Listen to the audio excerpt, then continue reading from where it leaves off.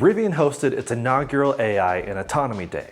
I say inaugural because I truly hope they make this a yearly thing. The vibe was beautifully reminiscent of an Apple keynote from back in the day, before Apple went really crazy on the pre-recorded production level. This had a level of energy not unlike what we've seen with Tesla's Battery Day, for example. In a good way, this felt more Apple than ever.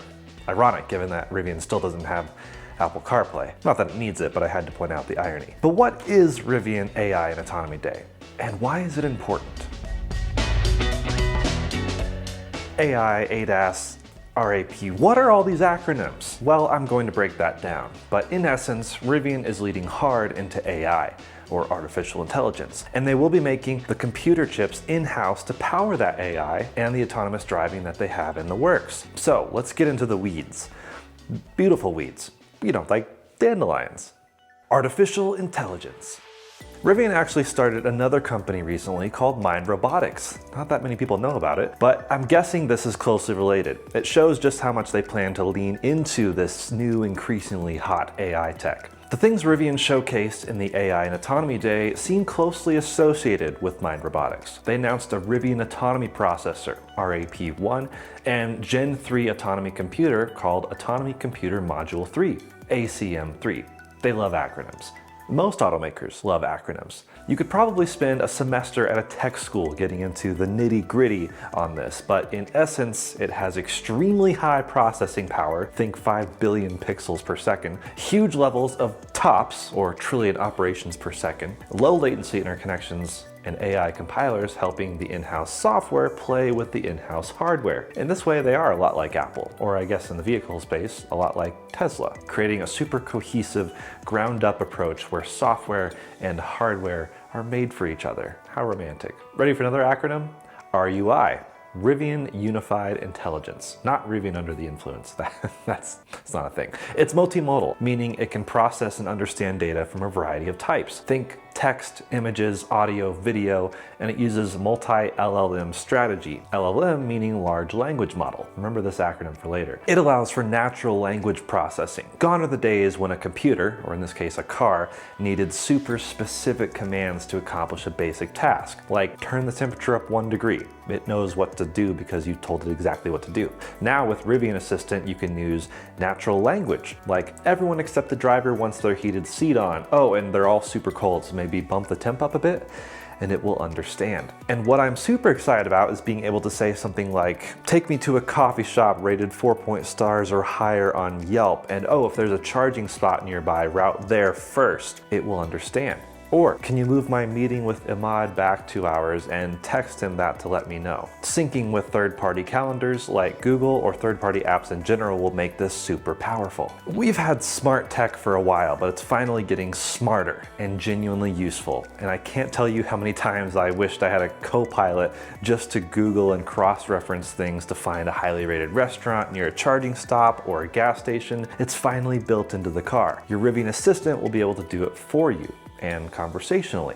Similarly, Tesla has recently added Grok functionality to do its own AI assistant tasks like this, and Rivian's is coming soon, even to Gen 1 R1 vehicles. It does a lot of things on device, meaning it's possible even in the middle of nowhere without relying on internet connectivity, which is great because Rivian folks usually like to be a bit more adventurous, maybe go off the beaten path. And it's all very exciting stuff, though I will say all the demos I've seen so far from this event are a bit slow to react or respond. Hey Rivian, are there any places I can grab a cup of coffee near that charger?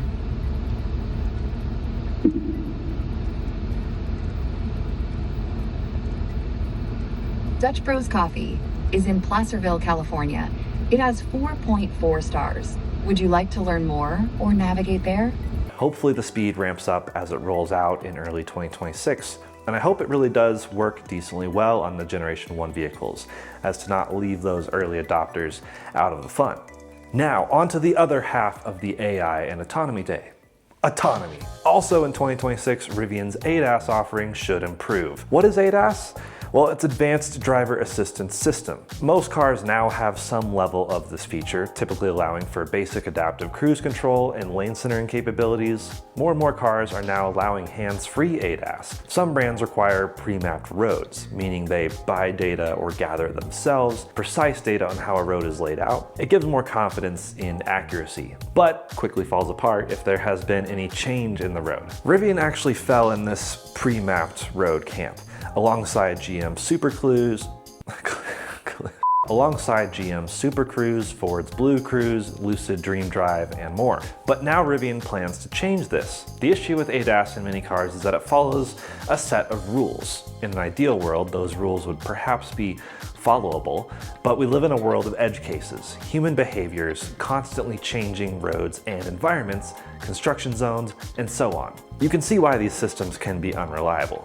So Rivian is moving from a rules-based to what is often called an end-to-end or neural network-based ADAS, taking everything in a multimodal way, if you remember that earlier, where you have sensors, cameras, radars, eventually LiDAR, taking in the world around it, processing it at 5 billion pixels per second and deciding what to do with that information, what to do based on the training it has learned. They call this a large driving model, or LDM. Like the large language model, LLM, we mentioned before, it trains on real data, human behavior, and environmental conditions to react in real time to safely and autonomously drive from one place to the other. Sound familiar? Tesla does this. Well, sort of. Tesla currently has the best ADAS in North America with its FSD, or full self-driving, which truly drives you from driveway to parking spot, all hands-free.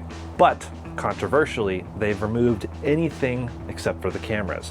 Old Teslas had radar and ultrasonic sensors, but now it is entirely vision only.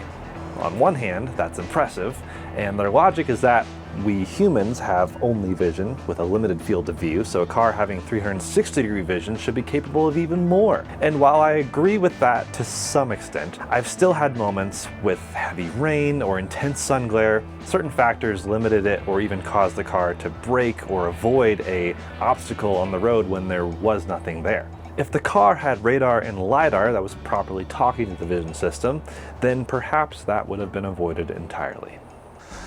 So Rivian adding all the sensors may result in a safer, more fully fledged system with built-in redundancies. The challenge is with sensor fusion. Basically, what if a camera sees something but radar doesn't, or vice versa? How does it decide which is correct and what action to take? Rivian feels confident in this approach and hopes to eventually achieve level 4 self-driving capabilities, which would enable hands-off, eyes-off, driverless taxi possibilities. This is all being implemented with Rivian Gen 2 R1 and R2 vehicles in 2026. R2 will get LiDAR later in the year, which may further enhance its capabilities. Plus, it'll have the more powerful chip. So I'm not positive how far Gen 2 R1 vehicles will get in their current state, but they do have quite a bit of capability and really good cameras, which Tesla has proven is technically all you need for really good autonomy, and they will charge $50 a month to lease it, or $2,500 one-time payment that's associated with the vehicle for Rivian's autonomous self-driving situation. This pretty intensely undercuts Tesla's FSD pricing, which is $100 a month or $8,000 if bought outright, which is actually cheaper than it used to be, believe it or not. Final thoughts. So, AI and Autonomy Day. Jam-packed, Apple-style keynote with a lot of cool information. A lot of hopes and dreams that I truly hope make it to reality. Rivian makes some cool vehicles, and their ADAS was pretty good from day one. It's gotten better over the years with updates, but still relied on pre-mapped roads. They are working to allow hands-free lane centering everywhere, called universal hands-free, which I'm very excited about, and that's coming soon.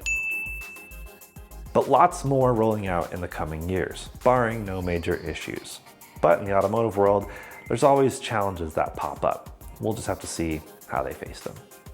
Thanks for watching.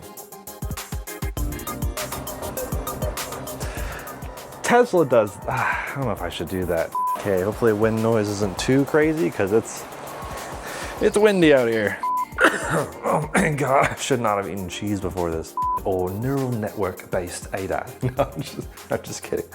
Rivian, if you're listening, I would love an R2, probably dual motor, long range, and go ahead and wrap it in that R2D2 livery you had at the event. That's a wrap.